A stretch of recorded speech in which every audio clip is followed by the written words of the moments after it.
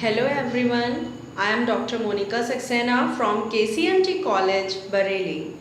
Now my present topic is oogenesis. What is oogenesis? Oogenesis क्या है? Oogenesis is the formation of ovum or egg starts in the ovaries of the fetus before birth. सभी जानते हैं कि female reproductive organ ovary है और ovary से ओवा बनने की जो प्रोसेस है that is known as oogenesis. ये कैसे होता है? इसकी प्रोसेस 5 स्टेजेस में कंप्लीट होती है. The germinal epithelial cells divide repeatedly until many diploid oogonia are formed. यानी ओवरी की जो जर्मिनल एपिथेलियल सेल्स होती है वो बार बार डिवाइड होती रहती है जिससे डिप्लॉयड oogonia मिलते हैं. Then the oogonia grow to form primary oocytes that surround by a layer of follicle cells.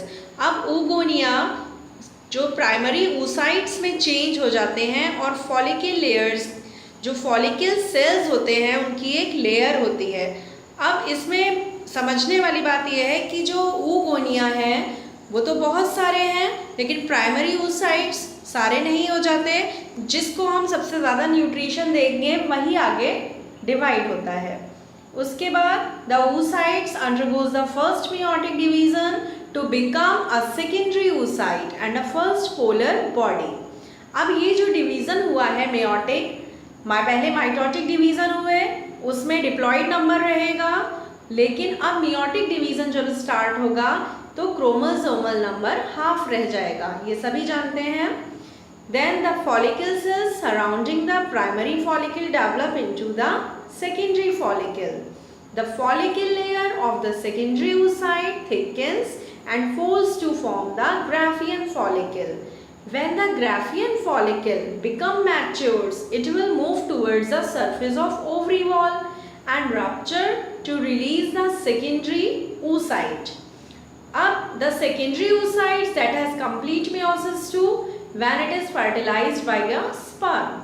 So the final product of meiosis II is the ovum and the second polar body. हम इस process को इस diagram से बहुत अच्छी तरह समझ सकते हैं.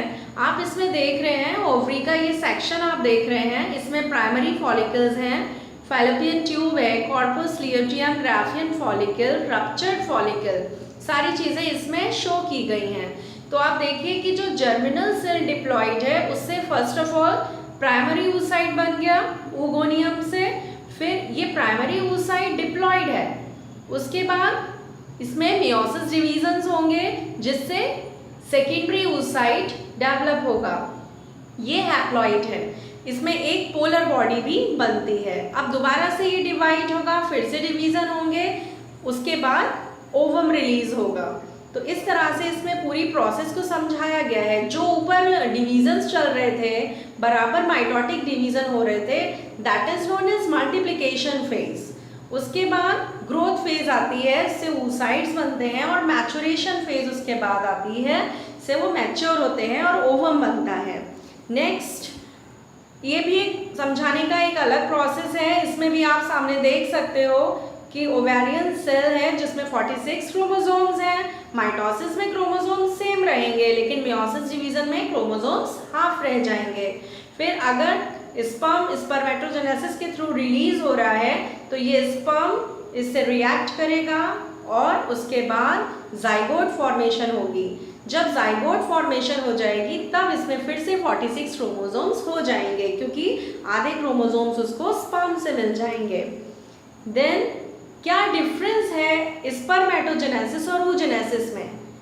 मैंने पहले अपने पिछले टॉपिक में स्पर्मेटोजेनेसिस डिस्कस किया था, उसी कंटिन्यूएशन में मैं oogenesis डिस्कस कर रही हूँ. Spermatogenesis means the formation of sperm या formation of male gamete. Sperm का मतलब होता है सीड. जिस तरह से सीड हम बोते हैं और एक पेड़ बनता है, जस्ट लाइक दैट स्पर्मा सीड. तो स्पर्मा जो सीड है वो और oogenesis, इन दोनों में डिफरेंस ये है कि स्पर्मेटोजेनेसिस की जो प्रोसेस है वो कंप्लीट होती है टेस्टिस में और oogenesis की प्रोसेस कंप्लीट होती है ओवरीज में। स्पर्मेटोजेनेसिस के थ्रू स्पर्म बनते हैं और oogenesis के थ्रू ओवा बनते हैं। साइज में डिफरेंस है, ओवम एक बन रहा है बड़ा, स्पर्म 4 बन रहे हैं। यह आपने नोटिस किया कि उधर जो स्पर्मेटोगोनियम था उससे 4 स्पर्म्स बन रहे हैं प्राइमरी स्पर्मेटोसाइट से, बल्कि इसमें प्राइमरी oocyte से केवल एक ओवम बन रहा है। दूसरे साइज भी ओवम का बड़ा है, स्पर्म का साइज छोटा है। स्पर्म में हमने आपको स्टडी करवाई थी स्पर्म की, उसमें क्या था, हेड, मिडिल प्लेस और टेल, और oogenesis यानी ओवम राउंड शेप में होता है। स्पर्मेटोजेनेसिस में 4 फंक्शनल सेल्स हैं और oogenesis 1 functional cell and 3 non functional polar bodies. Then spermatogenesis occurs continuously. Oogenesis not continuous, stops at meiosis 1. Meiosis 2 occurs only if sperm penetrates the secondary oocyte. Then in spermatogenesis many mitochondria, less cytoplasm, बल्कि ovum में fewer mitochondria होते हैं, मोर cytoplasm होता है। इसमें spermatogenesis में infinite number of cells can become sperm, बहुत सारे इसमें स्पर्म फॉर्मेशन होते हैं, लेकिन ओवा लिमिटेड नंबर ही होता है। अच्छा, इसमें अंतर तो है पर साथ साथ कुछ सिमिलैरिटीज भी हैं, वो भी हमको जाननी चाहिए। Both occur in the reproductive organs, भाई मेल रिप्रोडक्टिव ऑर्गन टेस्टिस है, वहाँ स्पर्मेटोजेनेसिस हो रहा है, और फीमेल रिप्रोडक्टिव ऑर्गन ओवरी है।